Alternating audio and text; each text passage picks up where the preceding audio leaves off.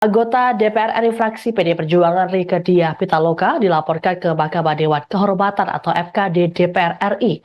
Pelaporan dugaan pelanggaran kode etik ini dibuat oleh seseorang bernama Al-Fajri Aditya Prayoga.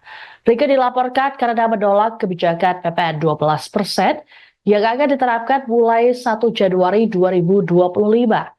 Laporan terhadap Rieke ini dibenarkan oleh Ketua MKD DPR RI, Nazarudin Degab, saat dikonfirmasi pada Minggu 29 Desember. Di dalam surat laporan, Rieke dilaporkan atas pernyataan dalam konten media sosial yang dianggap memprovokasi warga untuk menolak kebijakan PPN 12%. Terkait laporan terhadap Rieke, Dega memilih tak berkomentar lebih jauh. Ia hanya menegaskan bahwa pemanggilan Rieke oleh MKD kemungkinan ditunda karena DPR sedang menjalani masa reses. Sedianya pemanggilan terhadap Rieke dilakukan pada Senin 30 Desember. Sejauh ini belum ada tanggapan langsung dari Rieke terkait pelaporan dirinya ke MKD tersebut.